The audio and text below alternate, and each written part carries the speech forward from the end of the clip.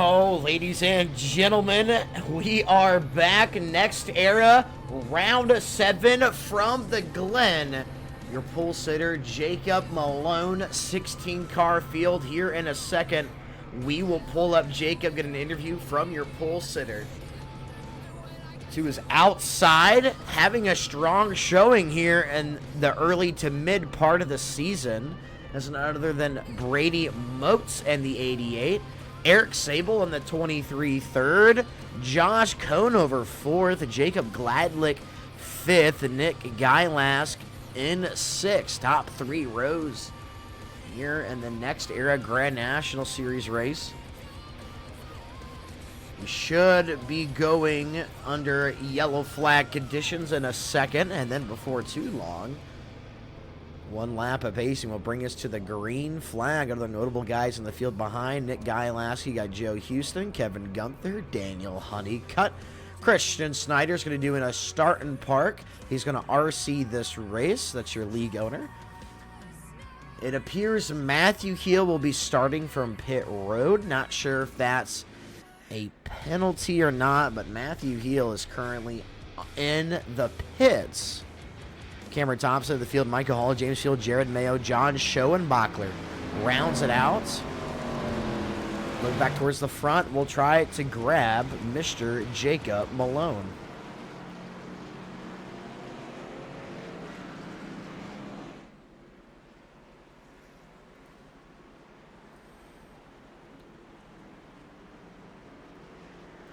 Jacob, this is no up in the booth. You got a copy?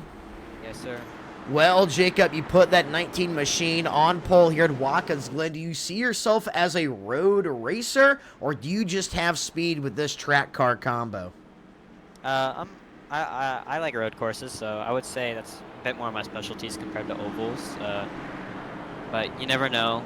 I'm excited to race this, though. Not one of my best road courses, but I think I can get her done. It's going to be a big race between me, Brady, Eric, and Josh. Those guys have a lot of speed currently, so watching out for them, and you know, should be a lot of fun. Alrighty, thank you so much, Jacob. We'll throw him back down into his call. So like he said, he has a lot of confidence, a lot of skill here at this track. He says it's going to be a close race. You got Brady Moats in second. Eric, I believe that's Brady Moats' best career qualifying effort in next era. Eric Sable 3rd, Josh Conover 4th, Jacob Gladlick 5th. A couple of familiar faces making their return. We don't have some speed in general, like Nick Gylask, like Joe Houston. Odd to see Daniel Honeycutt starting back in 9th. Not much of a road course guy, but we'll see if he'd be able to drive his way back through the field as the night goes on. 66 laps here at the Glen. Not sure actually what the fuel window is. I think this is going to be a 2-stop race. If they save 3 stops probably in general. But as the pace car goes to pull off the track, it will be Jacob Malone with the command on the green flag. Eric Sable at 23 right behind him. So go through the restart zone. Flag right here. And they are going to go green. And Brady Moats of the 88 gets a really good jump on that outside. Let's see how they go down into turn 1. Hard right-hander. Anybody lock it up? Don't see anybody overdriving the corner yet. Everybody seemed to get through it fine. Now we're up through the S's. Brady Moats takes the lead early. And through the S's they go. Oh, who is that all the way out of the groove there? That might have been Nick Gylask, and he's going to have left side damage. Got a little tricky through those S's. Brady Moats down the long back straight going into the bus stop here at Watkins Glen. Has to defend from Jacob Malone. You see back through that Burger King car, Jacob Gladlick stepped out of line just a slight. And they seem to get through the first set of corners fine up front. As Brady Moats now leading through the carousel, but Jacob Malone trying to get a drive back towards the rear bumper of the 88. You can go off track all the way here, and you won't get a penalty. So you can see guys really fan out and use that, especially as the tires heat up. They're going to get more confident with driving into these corners. Brady Moats really low line. Jacob Malone crossover, looking now to the left side of that car. Moats still with the advantage as they go into the final corner. Now to the back straight, and that is 1 lap at the Glen. And Jacob Malone and might get the lead back at the line. Yes, he will.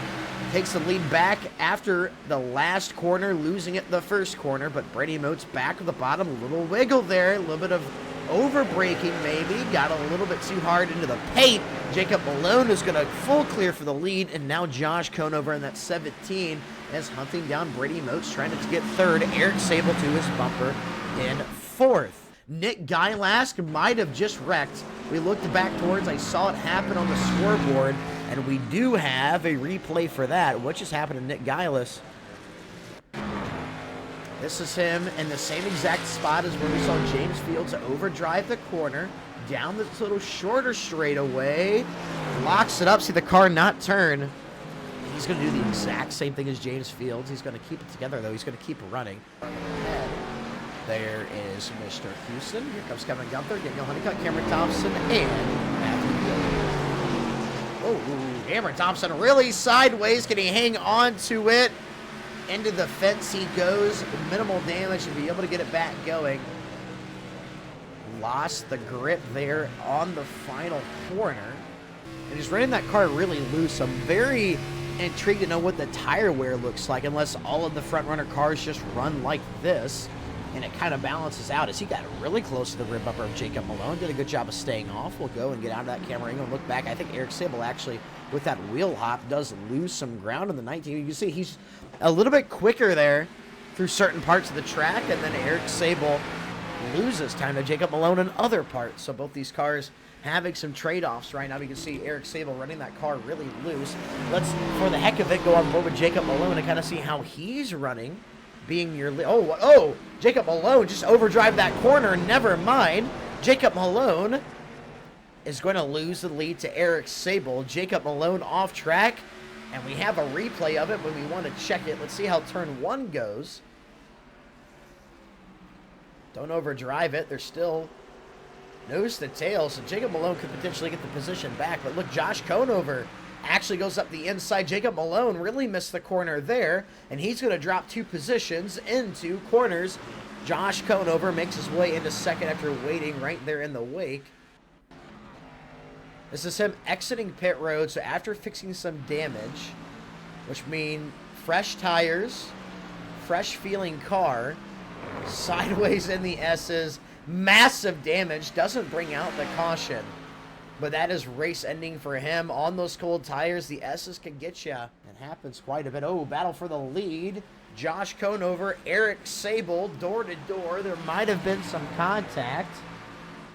Oh, a big contact. Josh Conover doors the hell out of the 23. That's going to be big damage for Eric Sable. Take a look at this.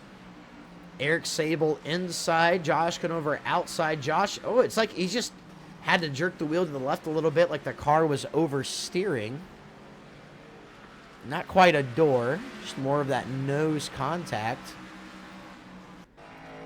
Josh Conover is your leader. Brady Moats now on pit road. I'm sure Eric Sable's going to follow. He's going to have some damage to fix and some ground to make up. Jacob Gladlick stays out. Daniel Honeycutt rolls down pit road. Matthew Heel stays out.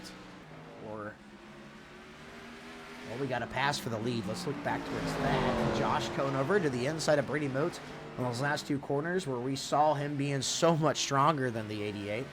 And Josh Conover will go back to the lead. This time Brady Moats looking up the outside. Josh Conover left it open. Let's see what kind of brake job 88 could do. Maybe a crossover. Just doesn't have that speed. He's just going to fall in right behind the 17. Josh Conover, after a little mishap with Eric Sable that ended up putting Eric Sable 4 laps down in the S's, it's going to be the very spot where he full clears the 88 and begins to drive away. 17, now right around the halfway point, is your leader. And he's already starting to put up a little bit of a gap to Brady Moats. Just Josh Conover, like we said, has a really good pace set right now. Yeah, right now, just to give some insight here, not many incidents throughout the field. The most right now is 13 for Nick Guylask and 13 for Matthew Heel. So everyone keeping the incidents pretty low. The max limit is 44, so I don't ever think anyone's going to touch that. But there will be a penalty if anyone gets to 22. So, and I just got a notification that Conover going into the pits. Yep, Josh is in the pits right now, so We'll keep an eye. Here's Josh, guys, as he goes to enter to his pit box in the next couple of stalls. Here's Brady Moats. Recognize this is turns 6 and then turn 7. I think he'll get to turn 1 the same time Josh Conover is exiting pit road. Josh enters his pit stall. Brady Moats now entering the straightaway. So Brady will have the lead going into turn 1, but with the amount of laps he spent on these tires, it is only right around 7 more laps. Will it hurt him? We already saw the pass happen before where Josh Conover immediately caught up. Maybe the 88 could turn it up to 11 here like we said. He needs to pick up the pace. Here's Josh exiting pit road up through the S's. Those tires are going to be a little bit cold, so he needs to get those warmed up. He's going to play it a lot more safe, but I expect that 17 to go hunt down the 88 and pass him for what will be the win, Christian. Yeah, these two, they battle all the time at road courses and have a lot of fun. That's part of the reason that Josh came over here, is to battle with Brady, because that's just the friendship that they have, and he loves road courses, so it's good to have him for his debut this season. Been racing with him for going on 7 years, so good to see him finally back in Next Era. Next Era actually had a little venture like 2 years ago. We tried starting it up, and Josh Conover is one of only 2 winners from back then, so he's looking for his first win in the Xfinity car, though, for Next Era. Brady Moats through the carousel. Josh Conover this time trying to find a more sweeping outside line. Cut back in on the 88. It will work. Maybe it looked like he had his corner panel. Maybe they're even as they go down the side stretch. Oh, big block out of the 88. 17 looking to the inside. Brady Moats, I thought he gave up the bottom, but Josh Conover had to tuck back in, and they are still nose to tail through turn 6 into turn 7. See, Josh Conover had to try to arc the corner a little bit there. No, maybe pushed up, it got tight. Does he have a run down the front stretch? No, he doesn't. And Brady Moats hangs on for one more lap. Oh, here comes Josh looking to the inside into turn 1. Will 88 close the door? No, he leaves a lane open. Brady Moats just overcooked turn 1. And Josh Conover, like, I don't know, like got tight on exit or something. Like, he didn't even get the power down enough, because he's immediately going to fall right back to 6/10 back. And what is Brady Moats' strongest part of the racetrack? And we'll have to wait probably about 2 laps for Josh to regain. I thought for sure Josh was going to take the lead there. And doesn't even overdrive, like perfectly keeps it on the rumble strips. 88 big wiggle there. And as they go into the final turn, the 88 is really driving the hell out of that car. Does he go for a block load? Josh might have a little bit of advantage. I wonder if he tries to outbrake him to the corner. Yes, he will. You can see him get way late on the brakes. Does he make the turn? Oh, yes, he does. Phenomenal pass out of Josh Conover. He's going to go to the lead, and now just needs a solid couple of S's here to be able to pull away from the 88, and I'm sure he will retain the lead. I don't think Brady Moats has anything for him. I say that Brady to his bumper. You can tell this is where the 88 is faster. And as he's in this tire track, so how do they go to the bus stop? I think Brady's just going to follow Josh in. I think Brady is still a little bit better than the bus stop, though, but Conover has definitely cleaned it up. You see he's now wheel hopping around that inside of the corner, and that actually gives him some more speed. So he is cleaning that up a little bit as they go out of the wiggle out of the 17. Not bad, though, out of the carousel. Josh Conover, we're going to call this a full clear now. I don't think the 88 can get back to him. Jacob Gladlick in the bus stop, puts him a lap down. Only 3 cars left in the lead lap. Matthew Hill, he's going to hang on to the 3rd position. Jacob Gladlick is 4th. Kevin Gunther 5th. Joe Houston 6th. 7th is Daniel Honeycutt. 8th, Jared Mayo. 9th, Eric Sable. And leaving here with a top 10, but a DNF, is Jacob Malone, your pole sitter. And as Josh comes through the final 2 corners. Oh my God, Jacob Gladlick almost just, holy shit, did you see that? He almost took him out, and Brady Moats dive bombed the heck out of that corner. What just happened? Could you imagine if Jacob Gladlick just took out Josh Conover in the final corner? It didn't happen, though. Josh Conover coming across the start-finish line. Conover is going to pick up the win at Watkins Glen. 66 laps in the book. Brady Moats drove the hell out of that car there those last 2 corners. And I thought Jacob Gladlick was absolutely taking out Josh.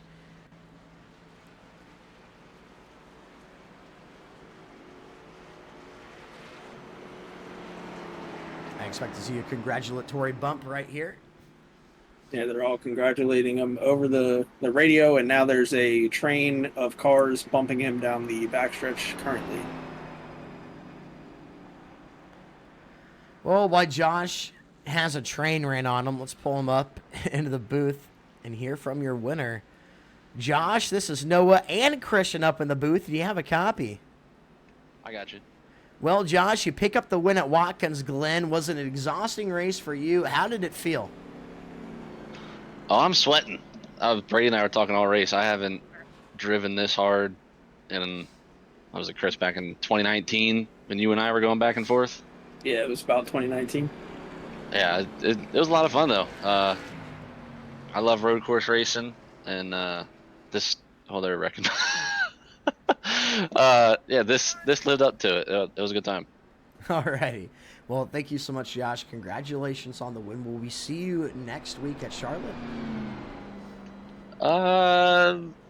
Potentially. Part-time. I run my own league Monday and Tuesdays, and Chris has been trying to get me to come run for a while. And like I said, I like some road course racing, so figured I'd come run this one. But we'll see how my schedule looks. Alrighty. Well, thank you so much, Josh. Congratulations. Thank you, guys. We'll send Josh back down, and hopefully we could pull in Brady Moats and get a word from him. Yeah, I have him in the waiting room below us here for you. Yeah, Brady, this is the boys up in the booth. You got a copy? Yeah, I got a copy. How y'all doing? Oh, we're doing good. Exciting race. And you tried to put up a fight, and holding him off there for those last handful of laps before that pass was definitely entertaining. Tell us, how did the 88 machine do today at Watkins Glen? I mean, no, I would have had more. I just honestly sold on strategy. Too much stuck in the next gen brain, dude. I ran it backwards, thinking I could do what I do all the time on Tuesdays, and I just fucked it, to be honest. But I mean, it is what it is.